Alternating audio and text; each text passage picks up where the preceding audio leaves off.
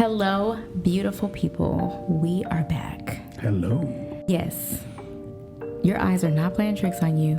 This is the Salt Society. Yes. The co-owners, the CEOs, the bosses. The bosses.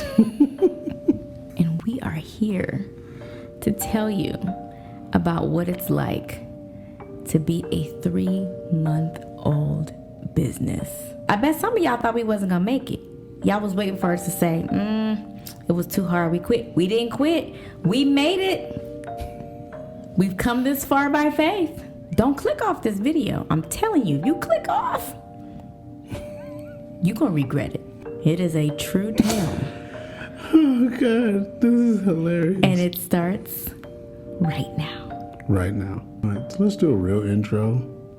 Was that your real intro? That was my intro. For real? I thought it would be really cool for us to do like a new business checkup. We've been in business already for 1 quarter officially. Well, we're kind of like well into the 2nd quarter, but we've completed a full 1st quarter of business. So I thought it would be a really cool idea to just kind of follow up with the people who have been following us on our journey. My question is being a business owner what you thought it would be?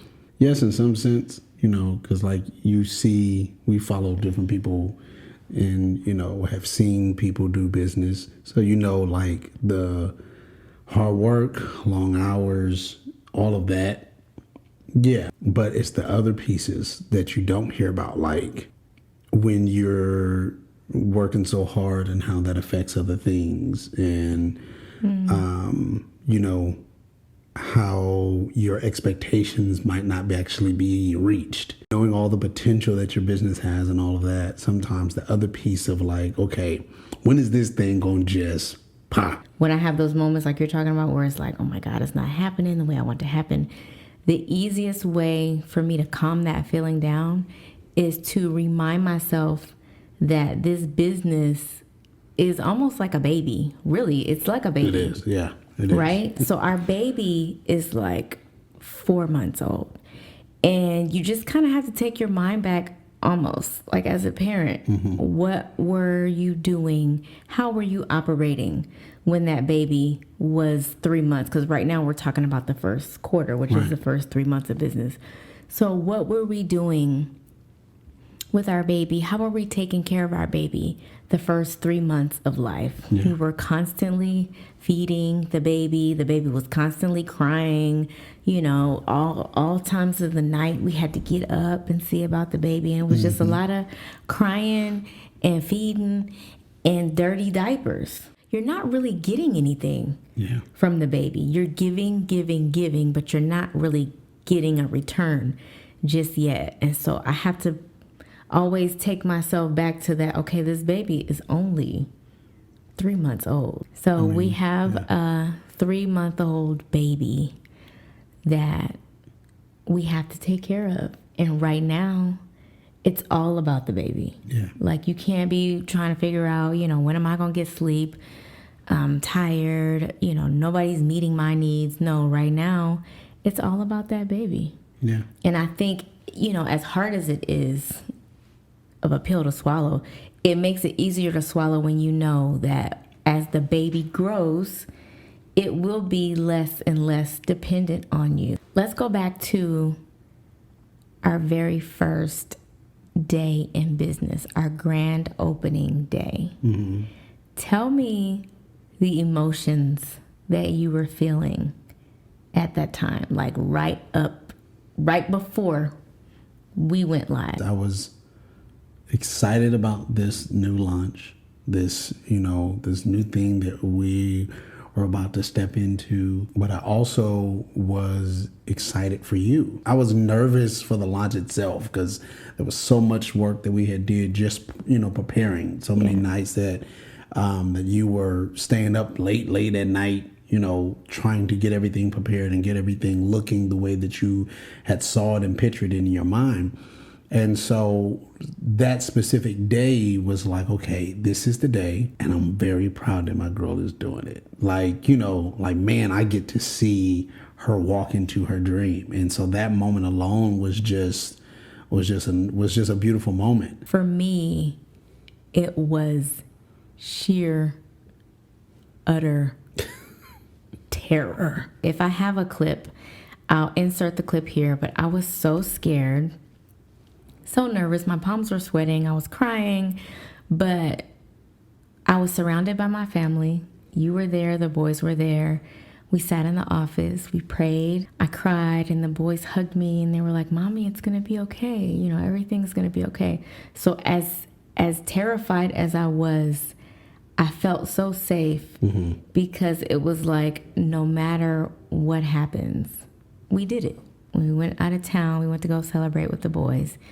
And I just felt proud of myself, proud of you, proud of the kids, because it was a sacrifice for them too. Yeah. So that is when I actually kind of like could breathe and let my hair down, like, "Oh, it's over. We finally did it." But little did I know, it was not over. It was only just beginning, honey. Baby, we came home. It was like, okay, now this is when the real work begins. So let's talk about expectation versus reality. But I want to talk specifically about husbands and wives working together in business. Well, my expectations of you specifically in reference to what your role or what you was going to do is you were basically going to run this. Okay. And what's your reality? You basically run this. No, so there were things that I know that you couldn't do because of the time that you were putting in doing other things. Okay. You know what I'm saying? Like, for example, the financial aspects of the business and stuff like that. I know you can't focus on that with then trying to do this portion over here, trying to create the graphics, trying to create the content, trying to, look at all that stuff. It's like you doing that is a daily move on top of your normal 9 to 5, on top of still being a wife, on top of still being a mother. Those are things, these pieces over here is like, I can help you here because this is what I'm doing. This is what I do.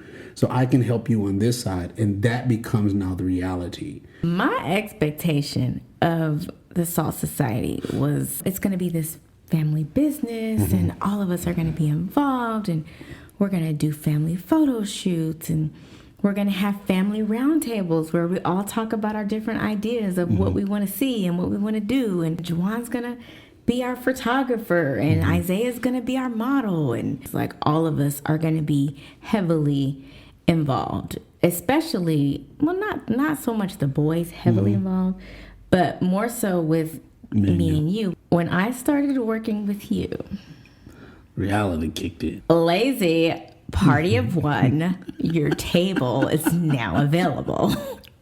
Like, dude, you're lazy. You're not eating and breathing and sleeping and dreaming about the Salt Society. Like, this is not oozing out of your pores like it is mine. Like, clearly you're just not committed. I could not go to sleep without thinking about the Salt Society. So when everything wasn't Salt Society for you, I was like, oh, he's not committed. But that wasn't what it was. But that was my initial reality check. Was like, okay, this is not going to be what I thought it was going to be.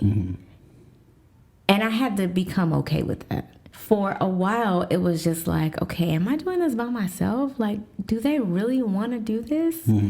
Or are they just really doing it as a favor to mom or as a favor to my wife or, as a support of her? Or do they really feel in their heart that this is something that we're all supposed to be doing? Right. And it wasn't until you and I sat down and had a real heart-to-heart conversation. And I feel like it was kind of tough, but it was necessary and we got through it. We had expectations that we did not communicate to each other at the entry. Exactly. That's so exactly then, right. When we started it, we started with our own picture of how this is going to be, and then we walked into it, and then it was like after a while, it was like, wait a minute, you're not doing what I'm expecting. Right. Now let's have the conversation. This is your area of strength. This is my area of strength. How do we make this work? How do we put these two puzzle pieces together to where it works for us? Knowing what we know now, if we had to start from scratch and do it all over again, what are 3 things that we would do again? And what are 3 things that we would not do again? Okay, so the first thing that I would definitely do again is to create a collective.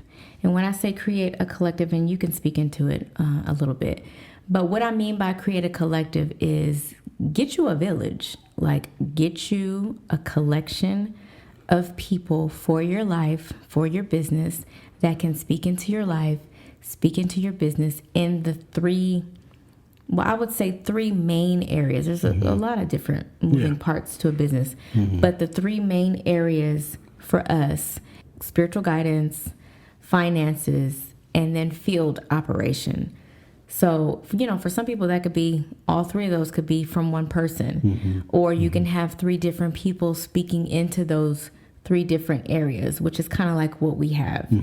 I really feel like it is important to have someone, a mentor, a model, a motivator, whatever you want to call it, that speaks into your life, into your spiritual life.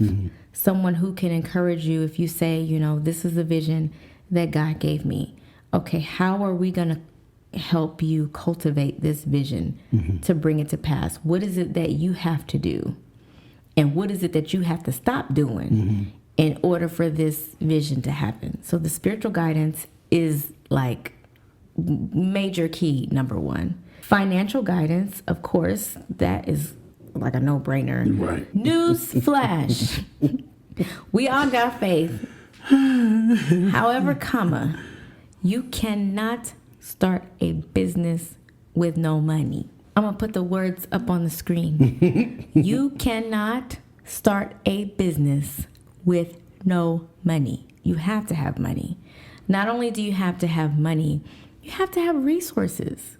You can have 10 bands, but if you don't know what to do with those 10 bands, that money going to be gone before you know it. How much goes into advertising? How much goes into the back end of your business in reference to your software? What's the percentage that you spend on tech? What's the percentage that you spend on inventory? You need a financial person that can speak into your life in that way. You also need someone who has experience in field operations. Find someone that you trust that is in your same field. Go to that person and glean from them. Learn, can I be your understudy? Can you give me some words of wisdom? And that's kind of like a hard thing to do. And it's kind of a delicate thing because nowadays everybody sees each other as competition. Right. Like, I'm not going to give you my goal. I'm not giving you my secrets because then you're going to try to take my customers. Right, when the reality is, if they're your customers, can't nobody take them, baby. They're yours. Right. Can't nobody take your customers just like can't nobody take your man. Now, that was a sidebar. If they're loyal to you, they'll always be loyal to you. I kind of feel like I need to say this too. Okay. I don't shop at just one clothing store. I may go to one business to get one thing. I may go to another business to get another thing. That doesn't mean I'm not loyal to the first business. Right. I can spend my money wherever I want. It's kind of like a delicate thing, honey. I mean, because everybody's not going to want to help. Everybody's not going to want to help you. That's why when you get that person who is committed to not only learning how to fish, but teaching other people how to fish so they can get fish too. That's the real, you want the real plug? That's the real plug. In terms of the field operation, the people that God has placed in her life to glean from. We pray together. We communicate on a regular basis. We bounce ideas off of each other. They give us their honest and real opinions about things. And most importantly, we really just encourage each other in business. And I think it's such a beautiful thing. Right. It's a rare thing, but it's so beautiful. And I truly, truly, truly believe that one of the reasons why their business is wildly successful is because they take the time and sacrifice their time to pour into other people who want to start businesses. You can already be in business, and there are certain things that you just don't know. Right. And having those people align with you in business and life, it allows you to get a bigger picture. I know, somebody probably watching this and like, well, man, y'all only in your first quarter. But understanding your first quarter is where you're challenged to quit. Right. And your first quarter is when you are questioning, was this even, was this just a good idea, but I shouldn't have done it? Like, it wasn't for me. You question a lot of things, and a lot of times those questions come because you hit obstacles that you wasn't ready for. Yeah. The reality is that you would want to know or determine is how far do you actually want to go? And based upon how far you actually want to go and how high you actually want to build will also determine what type of knowledge you want to gain. When you see certain buildings that's able to build like another floor up, they were one floor at one point, and then their business is growing to a point where now they got to add extra floors to be able to accommodate their growth. It's only because their foundation was strong enough to carry it. Yeah. So when they first originally built it, they built it with growth in mind. Right. So it's like you're building your business with growth in mind. I do want to throw out a caution, not to scare you, not to scare people, but sometimes it could get a little tricky in reference to with field operations, because you always want to look ahead. Right. Like you're never like looking right beside you to your left or right. You're always looking toward the future. But with that being said, a 3-month-old baby cannot expect to do the same things that a 3-year-old toddler is doing. Right. Like don't try to overstep, or don't try to skip steps. Right. Yeah. That's how I'll say it. Don't try to skip the steps. The purpose of you looking ahead is to stay inspired, to stay encouraged, to stay motivated, to stay aware. Okay, this is what's coming around that corner. These are the things that I can expect when I get to this level. I'm going to have to start paying taxes. Like, you definitely want to look ahead, but you don't want to look ahead to the point where you're skipping steps because you're trying to get ahead quicker. Right. It might seem like you're taking forever to get there. The reality is the majority of the time that we're feeling like that is for 2 main reasons. It's 1, because of our expectation, which we talked about before. And then 2, it's the person that we're talking to, because they're there. They're at the place that we want to be at. They're, they're doing the thing that we want to do. We're seeing the success that they have. So when we look at that, we're automatically feeling like, oh man, I must be behind. But the reality is no, you're not behind. You're right on schedule. You're right on schedule. And one thing I've never seen a person running track do is look behind them. If I look back, it's 2 things I'm going to do. Is 1 is I'm going to now try to run in fear because I feel like the thing behind me is getting closer. Number 2 is when we look behind, or when we're trying to focus on what's on the side of us, we slow down. Number 2 is be honest and be flexible. Yeah. So talk a little bit about the honesty part. The only way that you can grow or be effective in your business is you have to be honest. I don't have enough money to buy X, Y, and Z. So I'm not going to do something because I'm trying to whatever, either show other people that I can do this or whatever that thing might be.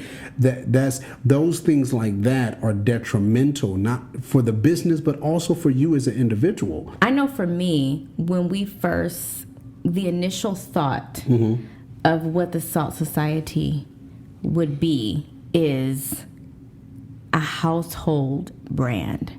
So my vision for the Salt Society is to be a household brand, meaning we sell women's clothes, men's clothes, kids' clothes, home, decor, just everything to do with the home. And I still have that vision, but coming out of the gate, like I wanted to have everything at one time. I wanted the women's wear. I wanted the men's wear. I wanted the kids. You know, I was making my way down, looking at the home decor and things like that. But it was like, okay, I had to have an honest moment with myself that I cannot juggle all of these things at one time. Yeah. Successfully. I mean, I could do it, but how long is that going to take to build all of these separate areas up at the same time? So once I had that honest moment, I had to make some adjustments. Yeah. So we will still have that household brand, right? But right now, my focus has shifted to women's wear. And the goal is to build my women's audience, which is the core audience. Because really, if you think about it, women buy for their husbands. Women buy for their children. Women buy for their homes. But had I been stuck in pride, like, no, this is what God said, and this is how I'm going to do it. Like, okay, now you exerting all of this energy that you really don't have to exert. And we know, because we've been taught, when you go your own way, you pay your own fare. Yeah. Well, I don't want to pay my own fare. I want to be in the will of God. Take a few steps back. Let me make some adjustments, and let me direct my attention to one area and get that growing and really establish a real audience and base of women. Once they, you know, are committed to being lifers with us and loyal with us, everything else will fall into place. But it starts with that honesty and that flexibility. The third do is remember your why and keep God first. So this right here is one of the most important things, I think, when it comes to business and life. The most important. It's the most important thing. There are moments when you are going to forget why you're doing this.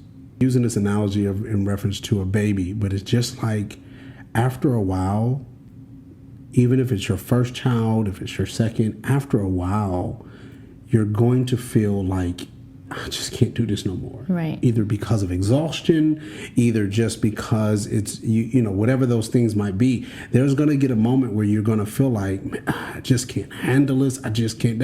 And you're going to then get into a point in a position where then you're going to question a lot of things. And having your why of understanding and remembering, I would have it written down somewhere, why you are doing what you're doing. Our why always takes us back to the most important thing, which is God. How we are continually doing what we know God has called us to do. It connects us back and it re-energizes us to be able to then push a little harder or continue to go on. Your why is your strength point. And that's the thing that's going to keep you strong. That's the thing that's going to keep you energized as you go through your hardest times in business. Okay, so we talked about the 3 things that we would do, again, if we had to start over. Now let's talk about 3 things that we definitely would not do again. So the first thing, you said that if we had a chance to do it over, you would not want to launch around a major holiday. Yeah. And I can understand why, because when we launched, it was actually on Black Friday. And our launch went really well, by the way. It actually went very, very well. But looking back and thinking about what you said, I believe it would have gone even better had we not launched around Black Friday. Because, I mean, Black Friday, people are looking for sales. They're looking for deals. They're looking for discounts. And when you're launching a brand new business, you're not launching with a sale. Looking back on it, I definitely agree with you. I didn't think about it like that because we did so well. Right. But it definitely could have been better had we been more strategic about when we were going to launch. The second don't is don't be afraid to take risks. I'm a planner, so I like to plan things out like to the letter. And if it looks like there's a slight possibility that things may not go well, it's like, I don't want to do it. I don't want to do it. But I don't know how many times we have heard, and it's been proven, that, no risk, no reward. Yeah. Or little risk, little reward. Yeah. It's not always going to go the way you want it to go. Yeah. I mean, that's just the fact of the matter. But if you're always being led by fear, or if you're always operating on what if it doesn't, then you'll miss out on the times where it's like, what if it does? The bottom line is when God gives you a vision, you have to see it through. Right. You just have to see it through. And it's not always going to go the way we want it to go. Right. Sometimes it's going to look like it failed because, you invested and you bought all of those T-shirts, and the people didn't like those T-shirts, and they didn't buy those T-shirts. So now you got to try to put them on sale and get rid of them. The next T-shirt that you do may sell out. We shouldn't let the fear of the unknown keep us from taking a risk. Okay, so the last and final don't that we're going to talk about for today anyway is don't let guilt become your decision maker. As a new business owner, you are the CEO, but you're also the employee. So you're taking the pictures, you're in the pictures, you're doing the editing for the ads, you're in the ads, you're doing your website, you are purchasing the inventory, you're the buyer, you're the social media manager. I mean, you're doing everything. And sometimes it just feels like there's not enough hours in the day, right? Guilt has really played a major role in the downs of my experience as a business owner. Like I have, really high highs, but then when I have a low, it's super low because I feel like, okay, my business is doing really well, but am I being the best mom that I can be? Or my mommy game is real strong right now. Like my kids are on 10, they're loving me. But my business is suffering, and I feel bad about that. I feel bad about taking a day off. I feel bad about not taking a day off. I feel bad when I go out and shoot on a Saturday when I could be spending time with my kids. I feel bad if I take a Sunday to watch a movie with my kids because I could be working. Like it's just a never-ending cycle of guilt. But the reality is we are human. Like we're not a machine. So there are times where when you feel led to take a break, that you need to take a break. And don't feel guilty about it. But if you are a business owner, sometimes you have to make some tough choices. And you have to sit your kids down and say, hey, listen, mommy has a launch. I had to do that recently. Mommy has a launch coming up, so I'm 10 toes down. Like I can't, I have to be all into this project. And when this project is up, we're gonna make a plan for a date. We're gonna and keep that commitment. Right. And the guilt's probably always gonna be there until we get to that point where we can start outsourcing some things and there's not so much on our plates. But until then, it won't be the driving force of how we do what we do. I think it's good too when you really are purposeful about making a schedule and sticking to it. That's one of the things that our field operators recently shared with me, and just really scheduling time for rest, scheduling time for your kids. And it sounds bad, like I gotta put my kids on my schedule, but that's a real thing. If you want to make it happen, put it on the schedule. 2 Saturdays from now, I'm not shooting a doggone thing but my mouth off in front of the TV, watching this movie with my kids. Like, I'm not doing no photo shoots. It is what it is. I would say overall, our first quarter, if I had to grade us on a scale from 1 to 10, I would probably give us a 7. I would give us a 7. We didn't do everything perfectly, but some things that happen, even the negative things, God can turn into a positive. You can always use negatives as growth opportunities if you choose to. This was just a quick checkup. Thank you guys so much for tuning in. If you are not already subscribed to our channel, what are you doing? Like, you done sat here and watched us for this whole however long it is. You might as well subscribe. I mean, we're not going anywhere. So why don't you just come along on this journey with us? Like, what is it gonna hurt you? Is it gonna hurt you to hit that subscribe button? No, it's gonna help you. Thank y'all so much. We'll talk to y'all next time.